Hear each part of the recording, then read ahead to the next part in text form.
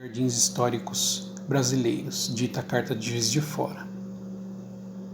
Considerando, dentre outros documentos nacionais e internacionais, a Carta de Florença de 1981, segundo o qual um jardim histórico é uma composição arquitetônica e vegetal que apresenta interesse público dos pontos de vista histórico e artístico. Nesse sentido, deve ser entendido como monumento. Um jardim histórico é uma composição de arquitetura cujo material constituinte é principalmente de origem vegetal, consequentemente vivo e, como tal, perecível e renovável. Definição: para o efeito dessa carta, considera-se jardim histórico os sítios e paisagens agenciados pelo homem, como por exemplo jardins botânicos, praças, parques, lagos, passeios públicos, alamedas, hortos, pomares, quintais, jardins privados, jardins de tradição familiar. Além desses jardins zoológicos, claustros, pomares, hortas, cultivos rurais, cemitérios, vias arborizadas de centros históricos, espaços verdes circundantes de monumentos ou de centros históricos e urbanos, áreas livres e espaços abertos em meio à malha urbana, entre outros.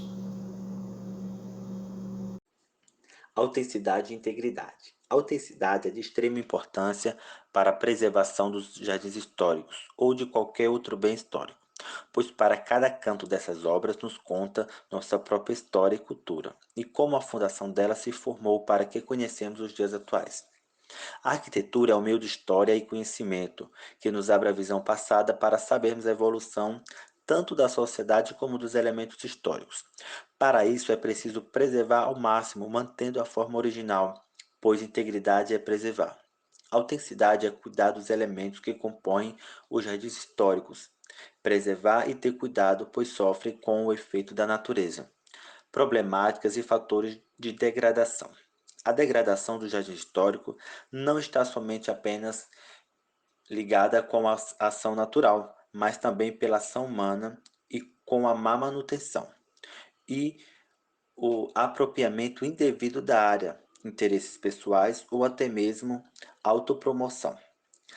Mas a falta de conscientização dos visitantes e moradores, pois sem saber que cuidar e preservar é fundamental para manter esses lugares de formas que nos remete ao passado.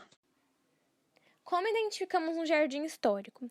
Bom, é feito um levantamento das características e particularidades de cada bem, adotando-se critérios técnicos como natureza histórica, artística, arquitetônica, paisagística e entre outros. Falando de sua proteção, o jardim histórico deve-se incluir atos legais e administrativos, como o tombamento, que em esfera nacional é realizada pelo IPAM. Além disso, deve ter o apoio da legislação ambiental e, se necessário, ter proteção física, como cercamento integral das áreas naturais, medidas de segurança e serviço de vigilância. O caráter de proteção efetiva ele deve ser antes educativo do que repressivo, mas sem deixar de ser firme com a defesa do patrimônio. Já a preservação, ela tem como objetivo preservar o jardim histórico e assegurar a qualidade e o significado do bem, proteger o material essencial e garantir sua integridade e autentificação para gerações futuras.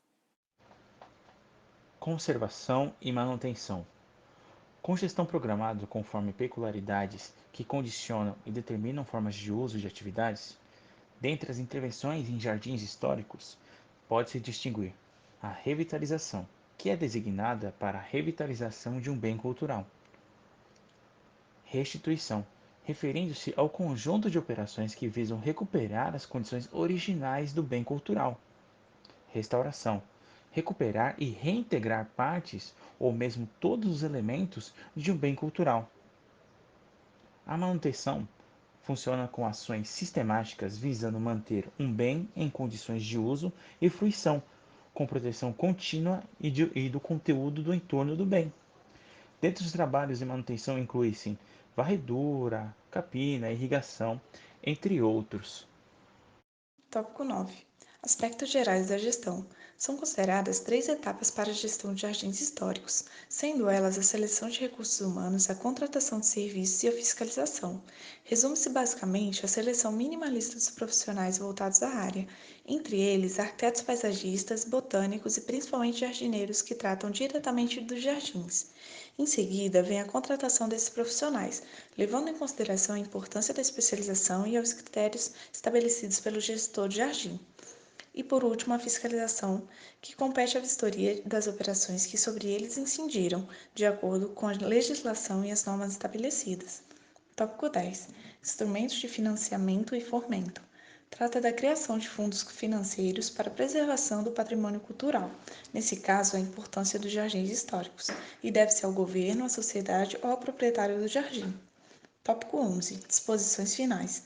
Refere-se à sugestão de um fórum para discussão dos assuntos referentes aos jardins históricos, enquanto houver somente as normas da Carta e não um instrumento adequado como associações ou fundação para a gestão.